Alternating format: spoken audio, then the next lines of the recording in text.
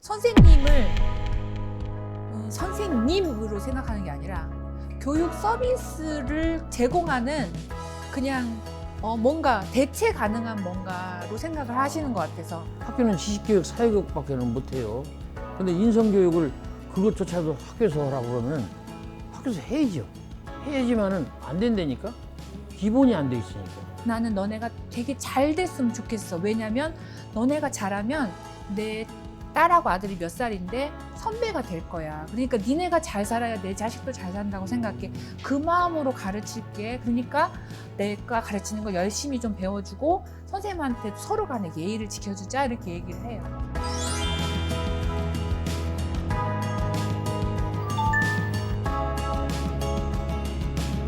아버지에게 이렇게 귀하게 여기는 마음을 아마 그대로 받고 자라셔서 맞아요. 그 귀함을 아이 하나하나한테 다 돌려주시는 것 맞아요. 같다는 생각이. 사람이 귀하다는 걸 네. 배웠어요. 그럼요, 사람이 첫째죠.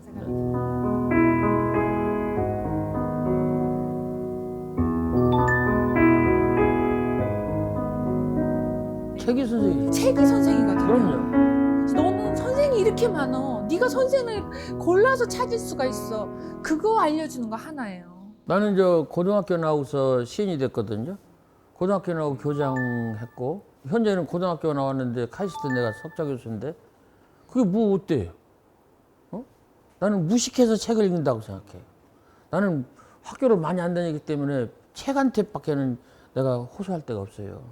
그러니까 나는 220권 책 쓰는 사람이 됐어요. 무식해서. 예? 유식한 사람은 그거 하나도 부를 거 없어요. 자기 다 하라니까 아무것도 안 하는 거요.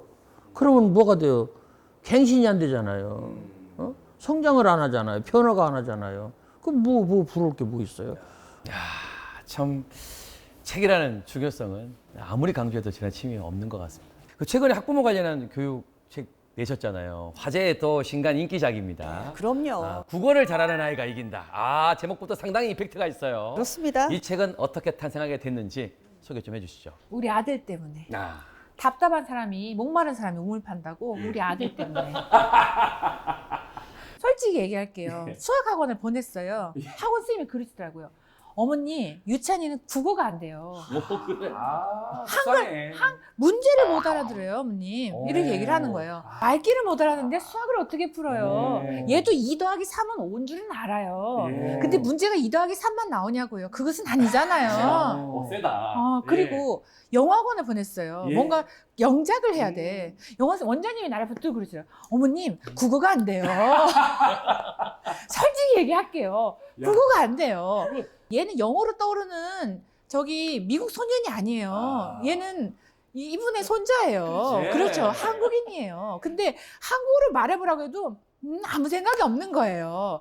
그래서 영어학원 다 끊었어요. 수학학원 다 끊었어요. 다시 집에 데리고 왔어요. 기분이 참 어땠을까요? 예. 저는요, 예. 솔직히 말해서 그냥 접시물을 코박고 주고 싶었어요.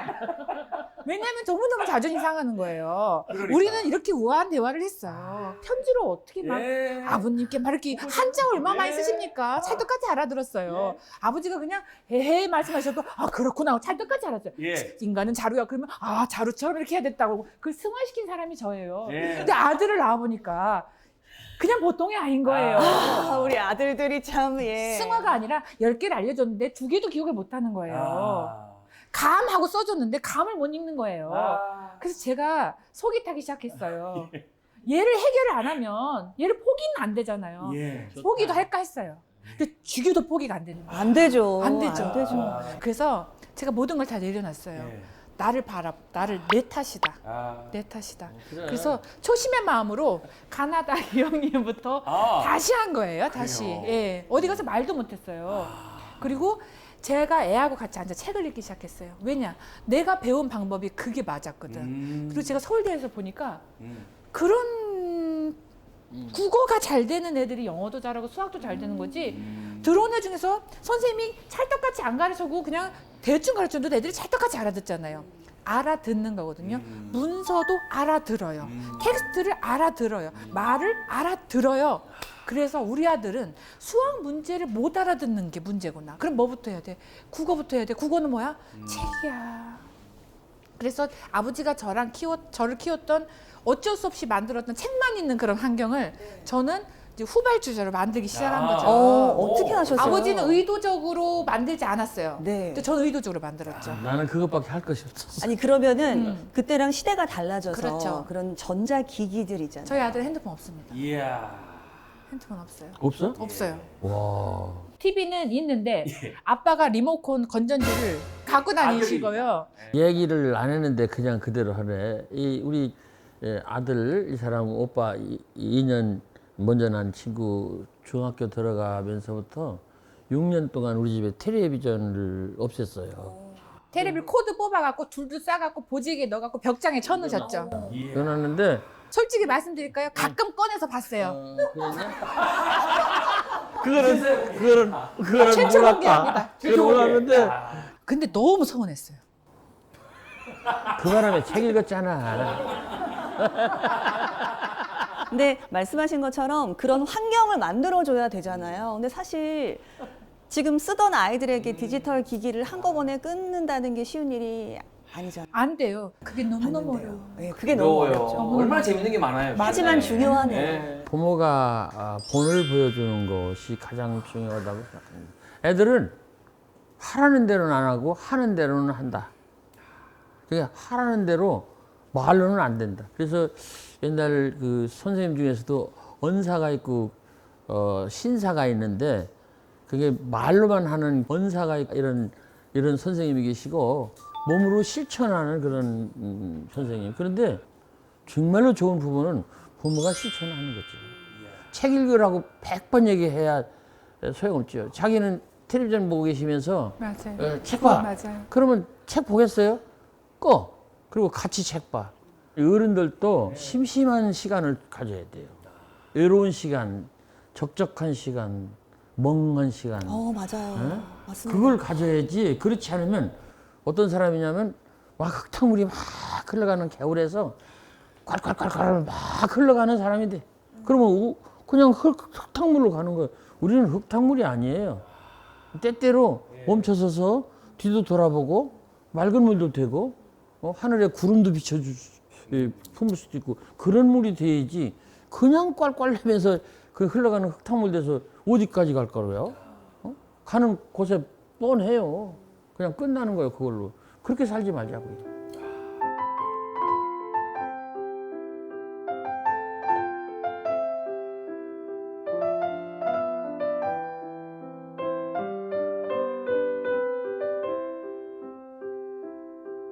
정말 이 아이를 잘 키우고 싶은데 이게 참 정말 쉽지 않을 것 같고 방송을 보시는 분들도 아마 고민이 있을 것 같거든요. 딱 그냥 좀 한마디로? 해법을 주시죠. 한마디로 아이를 잘 키운다는 것은 이것이다.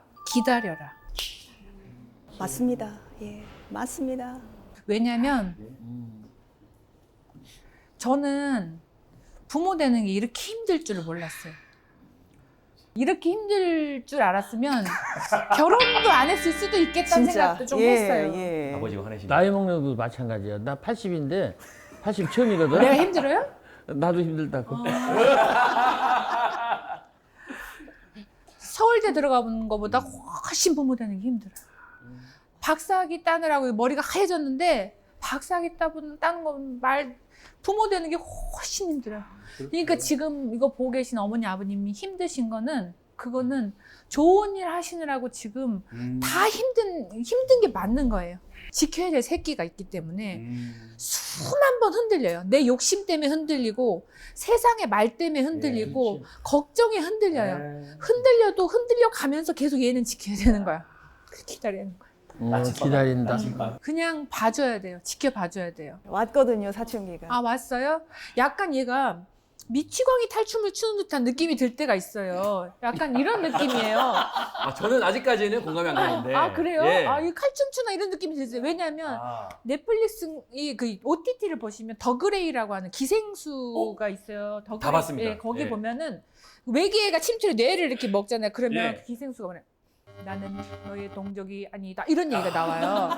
근데 진짜 우리 딸내미가 갑자기 분명히 내 딸인데 동족인데. 나는 너의 딸이 아니다. 약간 이런 말을 하는 느낌이 드는 거예요. 와닿네. 야. 분명히 내가 사랑으로 그냥 기저귀 맞아, 다 갈아서 맞아. 키웠는데 갑자기 얘가 나는 너의 딸이 아니다 이러는 거예요.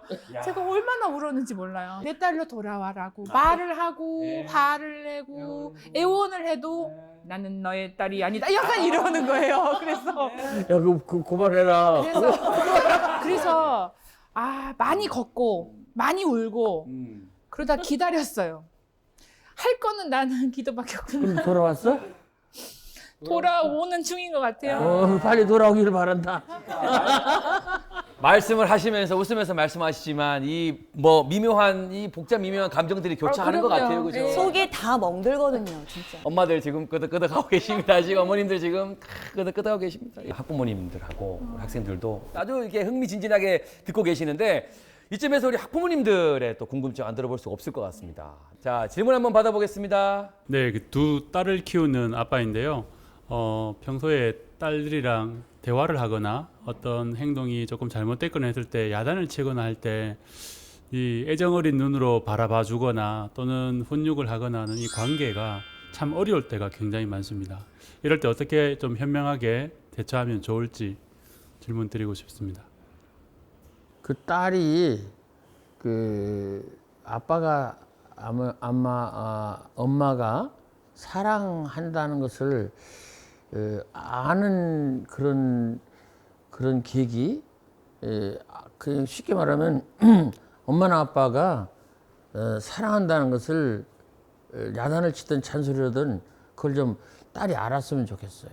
야단을 쳐도 그렇게 알게 치고 잔소리해도 알게 했으면 좋겠어요. 그래서 저쪽에서 알으면 상처도 덜 받을 거고 속상하게도 덜 할 것이고 그리고 또 수정이 되지 않을까 그런 생각이 듭니다.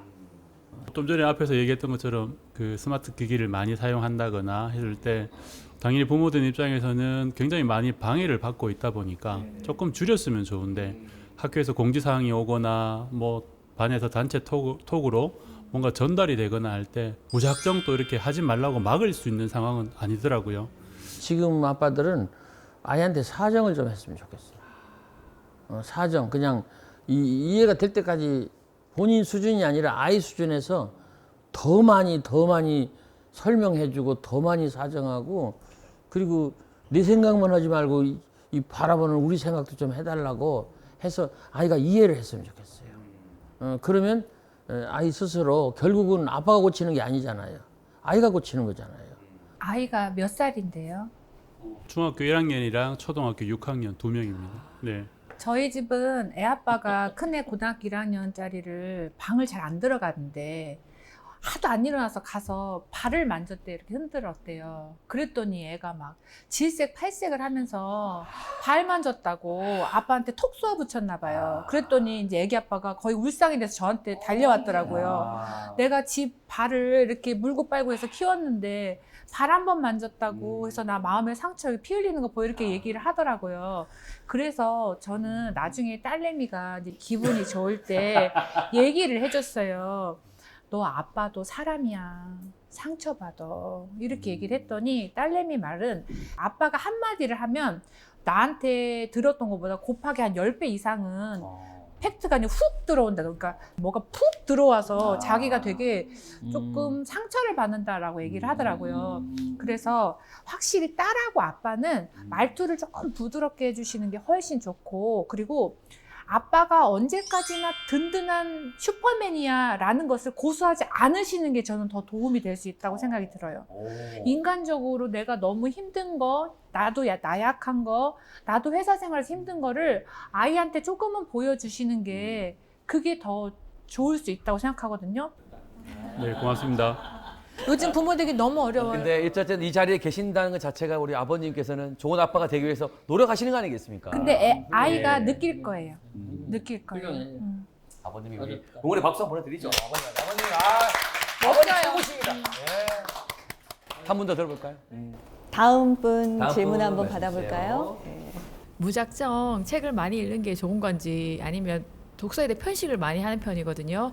어떻게 그 방향을 인도해 줘야 될지 그게 궁금합니다. 지금 자녀분이 몇 학년 중학생이겠죠? 중3, 중2, 초4. 시사 경제 이런 거는 잘 좋아하는데요. 네. 문학 작품은 어려워하더라고요. 문학 작품을 어려워해요? 네.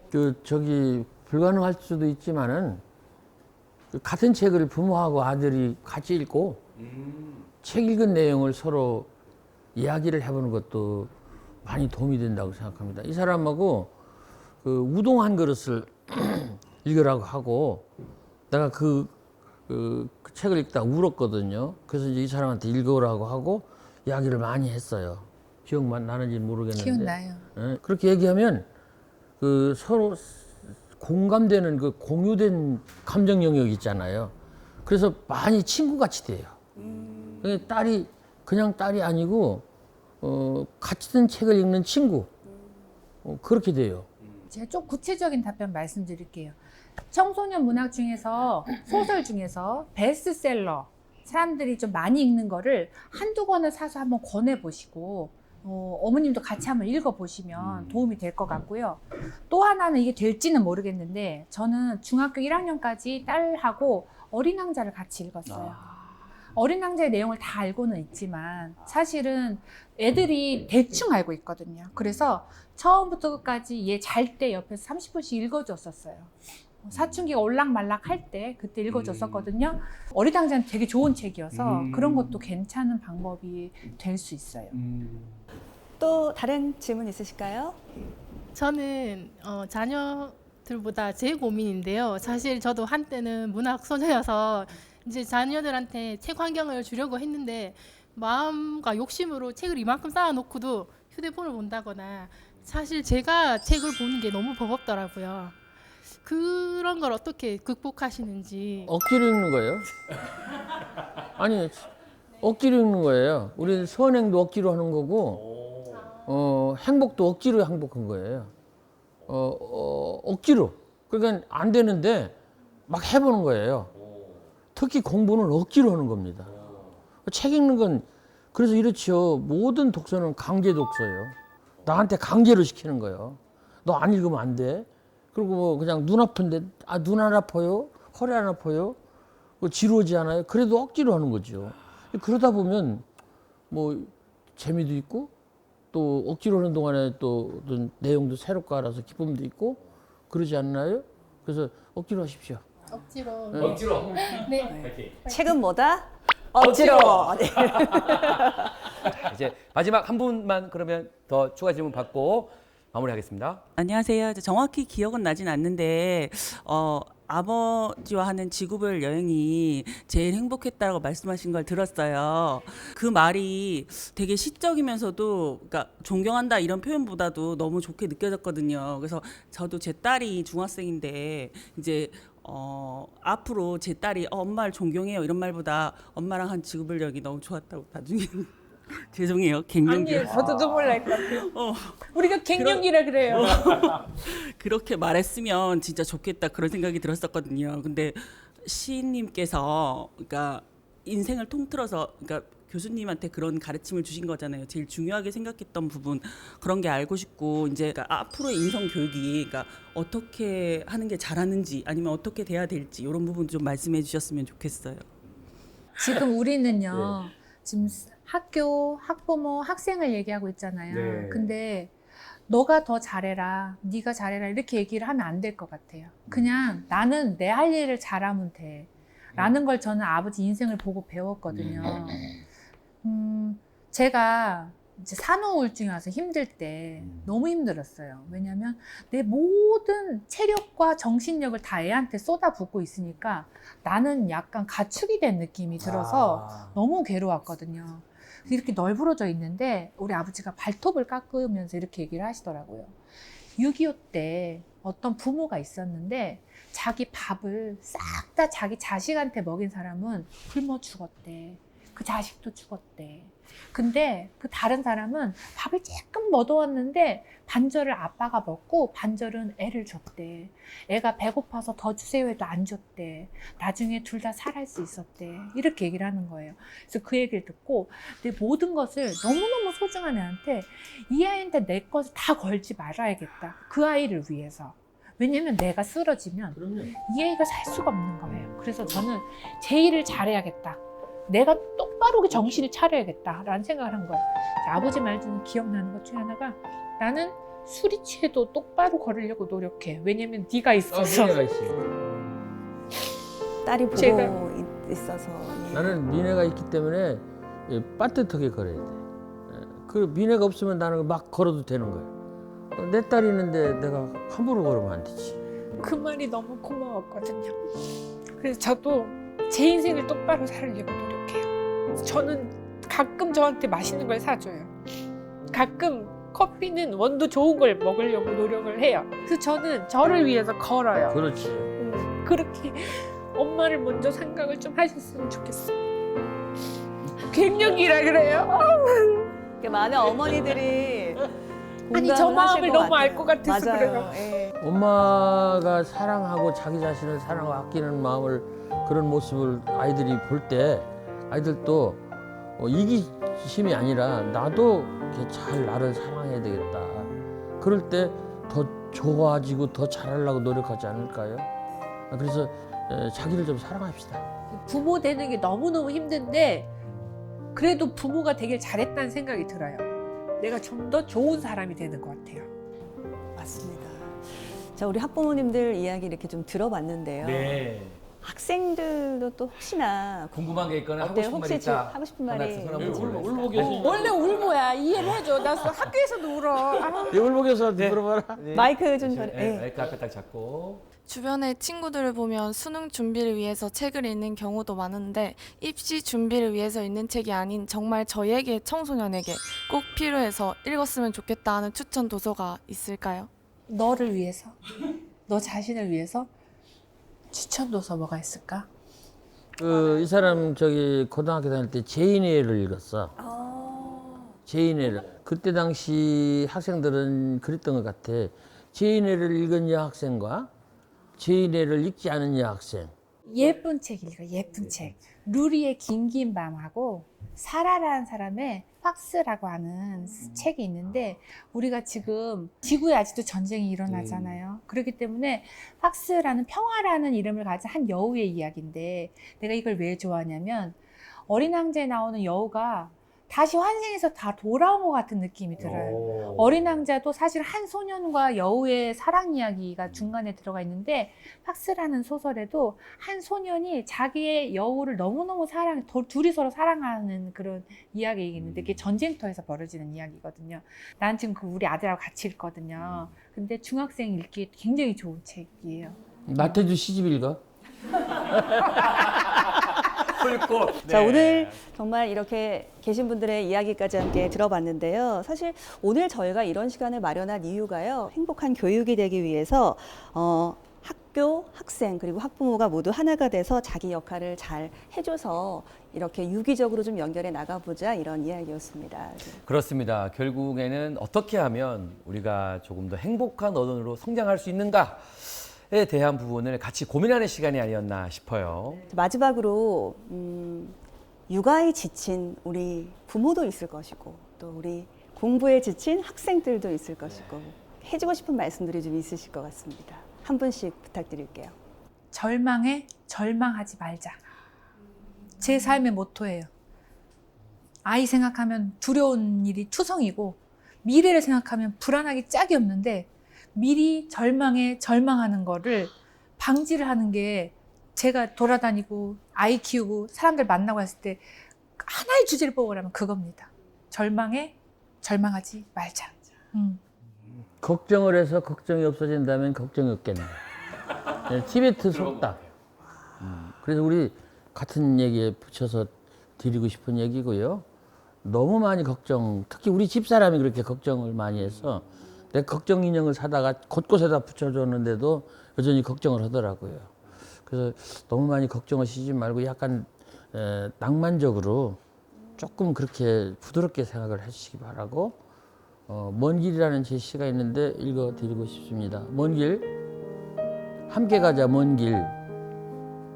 너와 함께라면 멀어도 가깝고 아름답지 않아도 아름다운 길.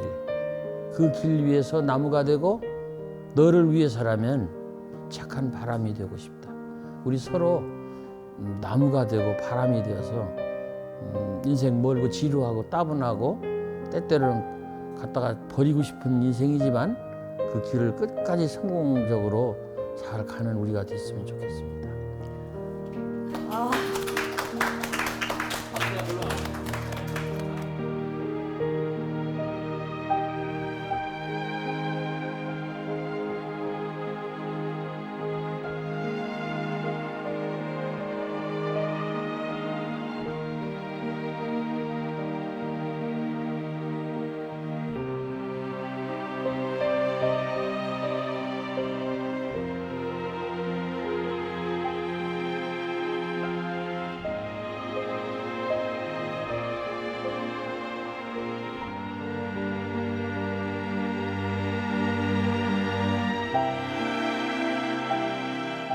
좀 힐링도 됐고요. 용기도 얻은 것 같아요. 그리고 또 앞으로 자녀 교육을 어떻게 해야 될지 도움도 많이 되었습니다.